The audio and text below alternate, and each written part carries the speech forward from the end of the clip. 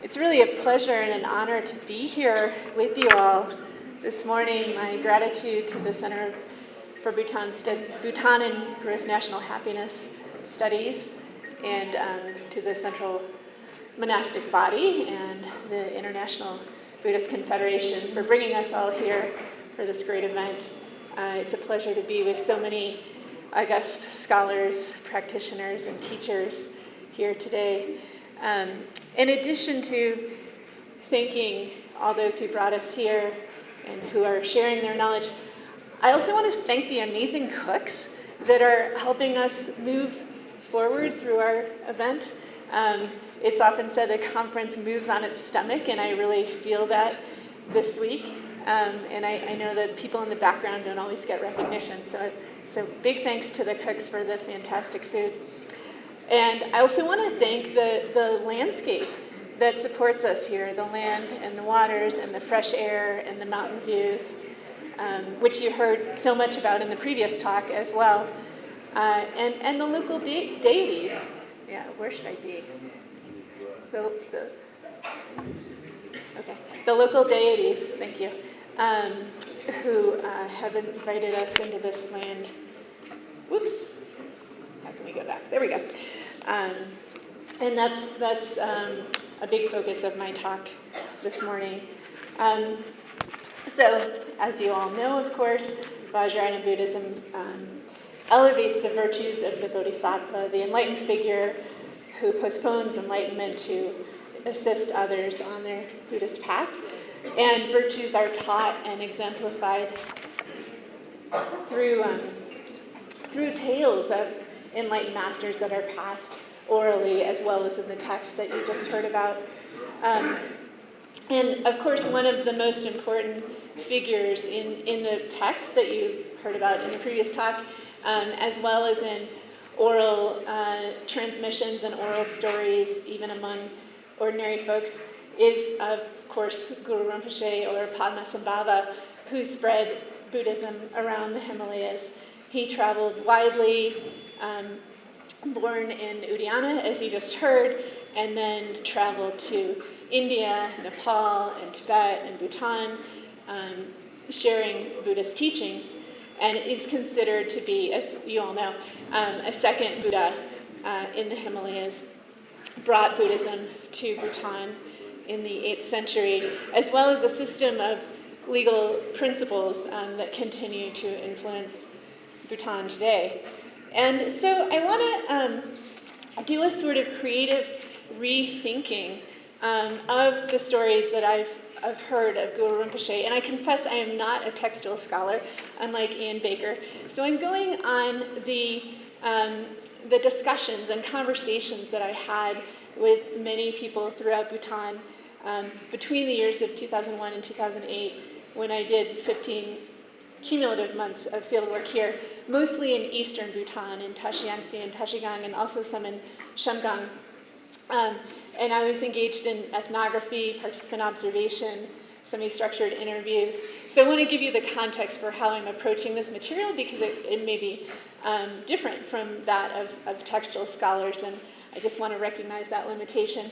But with 3 primary collaborators, we conducted 105 interviews around the country. So it was quite a body of information that I came away with. And what I was exploring in these interviews and ethnography was the connection of religion and spirituality to landscape practices, environmental management, rural livelihoods, and traditional ecological knowledge, which here in Bhutan and throughout the Himalayas is really bound up with religion and spirituality.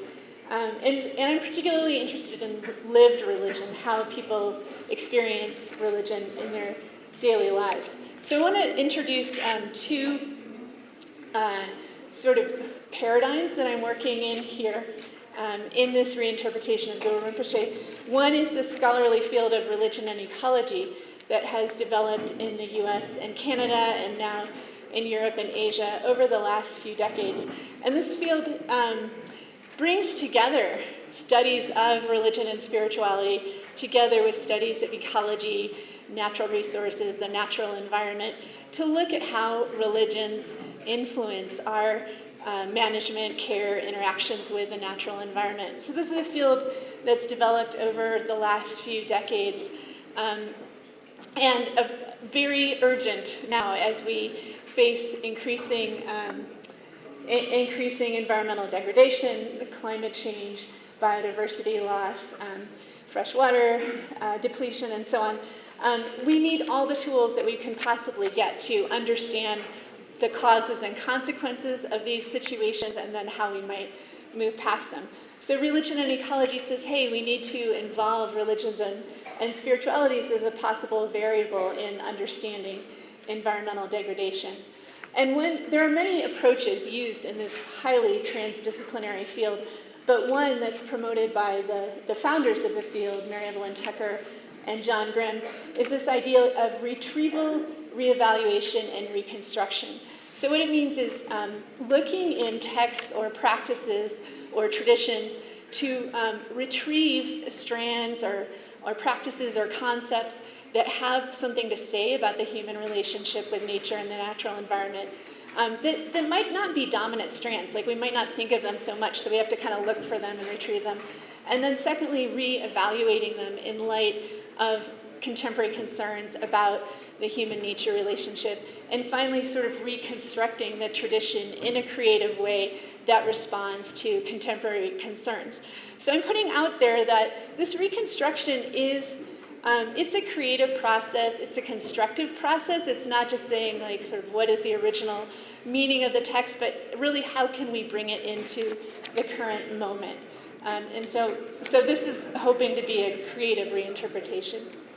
But then the second field that I'm drawing on here is eco-criticism, which examines the human relationship with the natural world in art, in literature, in any sort of humanities approach. But it can decenter the human. In other words, say that the human is not the only protagonist or the only active agent in stories, art, and literature, but also that these non-human beings with whom we're surrounded also play an important role. So we can kind of reverse the foreground and the background and not have the human necessarily at the center of the story, but ask, what are the other beings doing? What is nature doing? What is nature saying? What are the deities saying also? And we can look at the roles and influences of non-human beings and natural features in human events. And so there's a fantastic new book out, I really commend it to you all, by Amitav Ghosh, called The Nutmeg's Curse. It just came out at the beginning of 2022. But he is arguing for a politics of vitality, which I think is absolutely urgent at this point in time. And he talks a lot about how colonization suppressed this politics of vitality and created deadened landscapes. So here's a super brief quote from his amazing book, or it's not even a quote, but a summary, where he says that colonization and scientific rationalism rendered plants, animals, and the landscape mute. And what he encourages us to do is to undo that muting, so we are able to listen to the landscape and hear what it's saying. And I think that Guru Rinpoche helps us in that. This is my argument here. So, and following so nicely on the previous presentation, I suggest that Guru Rinpoche exhibited 4 dynamics in sanctifying the landscape through his activities around the Himalayas. First of all, he embellished the landscape by hiding sacred treasures, terma, throughout the landscape. And I'll go through each of these in a little bit more detail, but I wanted to lay them out first. Secondly, by enveloping valleys in sanctity, as we just heard about the hidden lands, the Beliu, so enveloping whole areas in sanctity.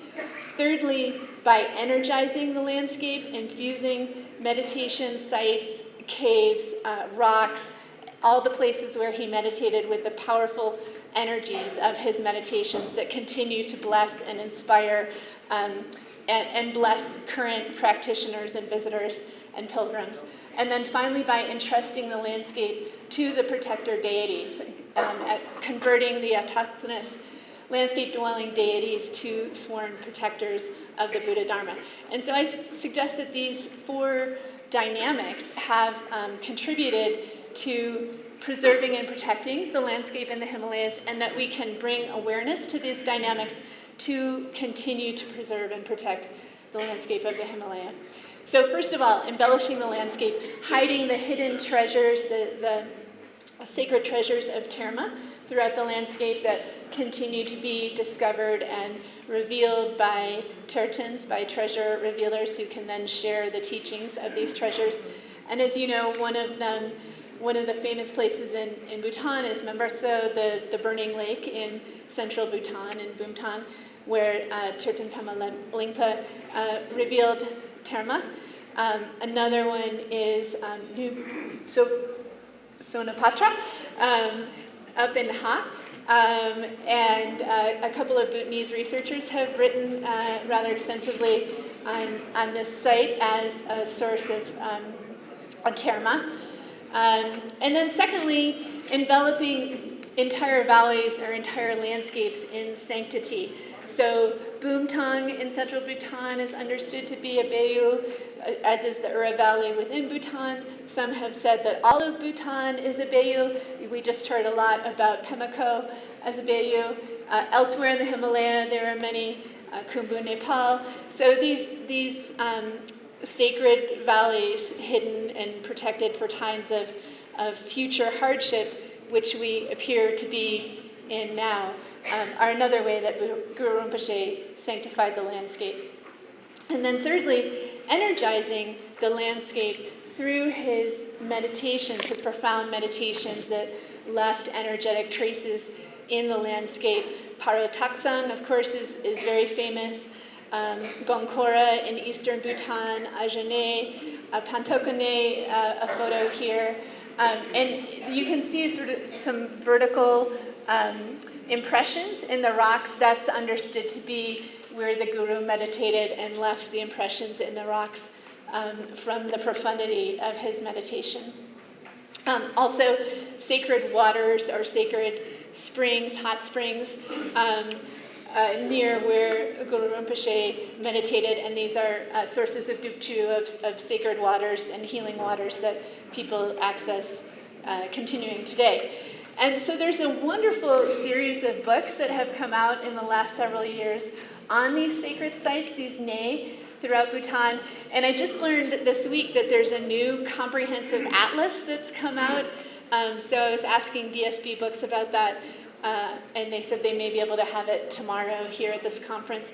So there's been a lot of research on these sacred sites in Bhutan. I think this is really important for understanding the human relationship with the natural environment and how spirituality enters into that relationship and helps us preserve and protect and care for these natural sacred places. And then the fourth dynamic that I want to point to is entrusting the landscape to the protector deities. As the stories go, of course, Guru Rinpoche subdued the autochthonous deities and converted them to sworn protectors of the Dharma. And some people have said that was suppressing the deities and that was imposing Buddhism, which certainly this was the introduction of Buddhism. But I think the dynamic here is really interesting in comparison to some other regions of the world where the local spirits and deities or local religion was completely obliterated. That's not what happened here. The deities continued to be partners and protectors in the landscape, in the spiritual understanding of the landscape. And so in my research around the country, I heard so many stories about these local deities, and I found that they're still very, very prevalent. The stories are very prevalent, as are the rituals and the invocations of these deities and spirits. So here are just a couple, one in Gasa, and then the Lu is, of course, the spirit of prosperity and fecundity, and around the country we find these small homes for the Lukang, where offerings can be made to ensure continued prosperity. in Shamgang. Here's just an indication of how a local deity might invoke protection of natural spaces. So the Kesan, the birth god of Nekar, is up on the top of this mountain, somewhere even beyond where you can see in this photo, but you can see the path on the right side of the photo going up to some prayer flags where offerings are made to Drala Gukchang. And then the deity resides somewhere above this. But because of the deity's presence, this whole mountainside is maintained in forest. Here's another example. Right in the center of this photo, you see very tall trees, and that was, again, the home of its Zen that people didn't want to disturb in Tashi-Yangtze. And so you can see that the trees and the vegetation were able to grow to a very tall and lush capacity. And then so some people say, well, these deities are not part of Buddhism, and I know, maybe officially, canonically, they're not, and yet we find images of the deities in lakangs and on chortens. Here's a lu. And so it seems to me that they've been incorporated into the vernacular understanding of Buddhism among local people, in any case. Maybe not in the official terms, but among local people.